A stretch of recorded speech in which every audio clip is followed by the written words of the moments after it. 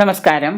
വീടിനകത്ത് സ്വരച്ചേർച്ചയില്ലായ്മ വരുമ്പോൾ ഇപ്പോൾ അച്ഛനും അമ്മയും അല്ലെങ്കിൽ മക്കളും അല്ലെങ്കിൽ അമ്മയും മക്കളും അല്ലെങ്കിൽ അച്ഛനും മക്കളും ഇങ്ങനെ ഒരു വീട്ടിൽ 6 പേരുണ്ട്. 6 പേരും തമ്മിൽ അങ്ങോട്ടേക്കും ഇങ്ങോട്ടേക്കൊക്കെ എപ്പോഴും ഒരു അസ്വസ്ഥതകൾ, പരസ്പരം കണ്ടാൽ കീരിയും പാമ്പും പോലെ. കഴിയുന്നതും പരസ്പരം കാണാതിരിക്കുക.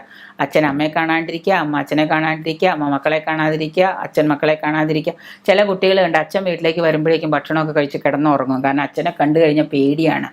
പണ്ട് കാലത്തൊക്കെ അങ്ങനെ ഉണ്ടായിരുന്നു വെച്ചാൽ ഇന്നത്തെ അച്ഛന്മാരെയൊന്നും ആർക്കും പേടിയില്ല. കുടുംബത്തിൽ അസ്വസ്ഥതകൾ ഉളവാകുന്നത് ഏറ്റവും പ്രധാനം വാസ്തുദോഷം തന്നെയാണ്. പല വ്യക്തികളാണ് എങ്കിൽ തന്നെ ഒരച്ഛനും അമ്മയും 2 വീട്ടിൽ നിന്ന് വന്നാണെങ്കിൽ അവരുടെ മക്കൾ അവരുടെ ആണല്ലോ. അപ്പോൾ അവിടെ ഏറ്റവും പ്രധാനം നമ്മളൊരു വാസ്തു, ഒരു വാടക വീടായാലും ഒരു സ്വന്തം വീടായാലും താമസിക്കുന്ന വാസ്തു ദോഷം ഈ പറയുന്ന ഒരു കാര്യത്തിന് ഏറ്റവും വലിയ പ്രശ്നമാണ്. കുടുംബത്തിൽ അസ്വസ്ഥതകളും നെഗറ്റിവിറ്റിയും കൂടുതലുണ്ടാകുന്നു എന്നുള്ളത് വാസ്തുവിൻ്റെ ഒരു ഏറ്റവും പ്രശ്നമാണ്. അപ്പോൾ നമ്മൾ അങ്ങനെ നിരന്തരമായിട്ട് വീട്ടിൽ വഴക്കും കലഹവും ഐക്യമില്ലായ്മയും നെഗറ്റീവ് എനർജിയൊക്കെ ഫോം ചെയ്യുന്നെന്ന് തോന്നുമ്പോൾ നമ്മളൊരു വാസ്തു വിദഗ്ധനെ വിളിച്ചിട്ട് നല്ലതുപോലെ നമ്മുടെ വീടും പരിസരവും വാസ്തുവൊക്കെ ഒന്ന് നോക്കുക. എന്നിട്ട് അതിൽ എന്തെങ്കിലും ദോഷങ്ങളുണ്ടെങ്കിൽ, ചെറുതായിട്ടുള്ള ദോഷങ്ങളുണ്ടെങ്കിൽ ഏതെങ്കിലും സ്ഥലത്ത് മർമ്മമൊക്കെ ഇട്ട് കൊടുത്ത് അവിടുത്തെ ഐക്യം ഒന്നായി കൊണ്ടുപോകാനുള്ള ഐക്യം ഉണ്ടാക്കാനായിട്ടുള്ള വാസ്തുദോഷം പരിഹരിക്കുക. അതൊന്നാമത്തെ കാര്യം. രണ്ടാമതായിട്ട് നമ്മളുടെ എല്ലാവരുടെയും ജാതകത്തിലെ ദശാകാലങ്ങളും ദശാസന്ധികളും നോക്കുക. ഒരാൾക്ക് ശനിയാണ്, ഒരാൾക്ക് വ്യാഴമാണ്. ആ വ്യാഴവും അയാൾക്ക് അശുഭനാണ്, ശനി അശുഭനാണ്. അമ്മയ്ക്ക് ശുക്രനാണ്, ശുക്രൻ അശുഭനാണ്. എല്ലാവരുടെയും ഗ്രഹങ്ങൾ അശുഭനാണ്. ഒരു പ്ലാനറ്റും നല്ലതില്ല. അവിടെ തീർച്ചയായിട്ടും സ്വാഭാവികമായിട്ടും പ്രശ്നങ്ങളുടെ ഒരു കൂടാരം തന്നെ ഉണ്ടാവും. സ്വരച്ചേർച്ചയില്ലായ്മ, പരസ്പരം വിഘടിതമായ ചിന്തകളും വിയോജിപ്പുള്ള അഭിപ്രായങ്ങളും ആയിരിക്കും അവിടെ ഒരു പ്രശ്നങ്ങളുണ്ടാവും. നമ്മൾ അച്ഛൻ്റെയും അമ്മയുടെയും മക്കളുടെയൊക്കെ ഒരു സമാധാനത്തിന് വേണ്ടിയിട്ട് നമ്മൾ ആ ഗ്രഹങ്ങളൊക്കെ ഒന്ന് നോക്കുക, ജാതകമൊക്കെ ഒന്ന് നോക്കുക. എന്നിട്ട് കുടുംബത്തിലെല്ലാവരും സ്വരച്ചേർച്ചയിലുണ്ടാവാനായിട്ട്, ഐക്യത്തിലാവാൻ വേണ്ടിയിട്ട് ചെയ്യാവുന്ന പരിഹാരങ്ങൾ, ചെറിയ പരിഹാരങ്ങൾ, ചെറിയ വഴിപാടുകൾ എന്തെങ്കിലും ഉണ്ടെങ്കിൽ അത് ചെയ്യുക. അത് മൊത്തത്തിൽ കുടുംബത്തിലെല്ലാവർക്കും ഒരു യോജിപ്പുണ്ടാവാൻ വേണ്ടിയിട്ട് എന്തെങ്കിലും സുദർശന ഹോമമോ അല്ലെങ്കിൽ ഒരു ബഹളാമുഖി ഹോമമോ അല്ലെങ്കിൽ ഒരു പ്രത്യങ്കര അങ്ങനെ എന്തെങ്കിലും ഒരു ഹോമങ്ങൾ ചെയ്യുക.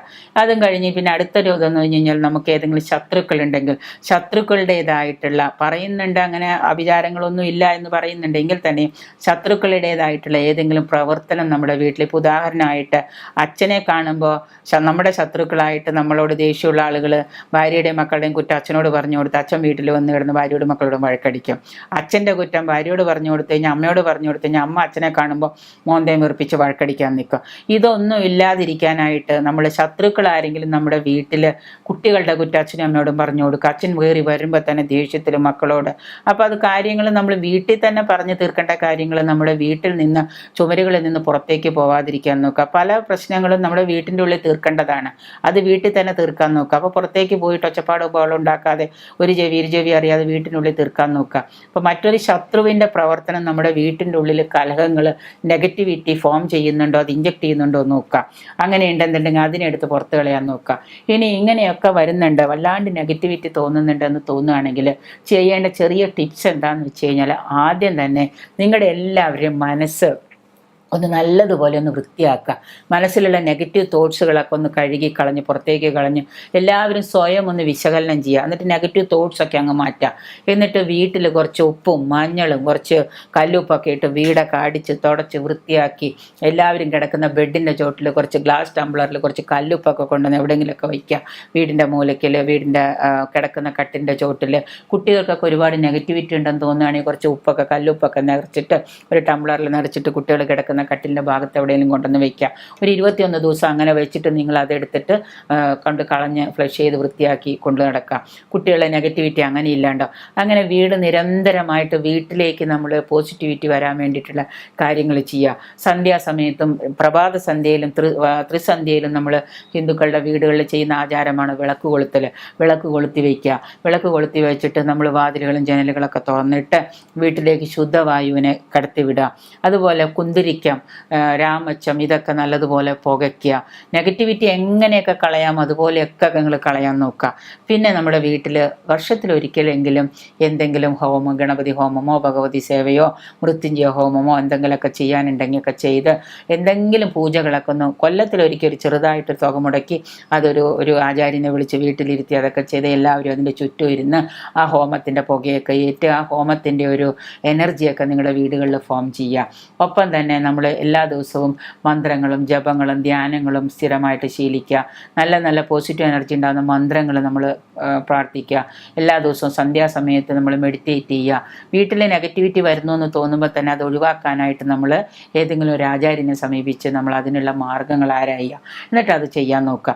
ഇങ്ങനെ നമ്മൾ വീട്ടിൽ നിരന്തരമായിട്ട് നെഗറ്റിവിറ്റി വരുന്ന എന്ത് കാര്യമുണ്ടെന്ന് ഉടനെ അതിനെ ഒഴിവാക്കാൻ നോക്കുക. അങ്ങനെ സ്ഥിരമായിട്ട് നിങ്ങൾ വിജിലൻ്റ് ആയിട്ടിരുന്നാൽ നമ്മുടെ വീട്ടിൽ വഴക്കും കലഹമൊക്കെ മാറാൻ പറ്റും. നെഗറ്റിവിറ്റി ഉള്ളവരെ പൂർണ്ണമായിട്ട് ഒഴിവാക്കാൻ നമ്മളിൽ നിന്ന് തന്നെ ഒഴിവാക്കാൻ നോക്കുക.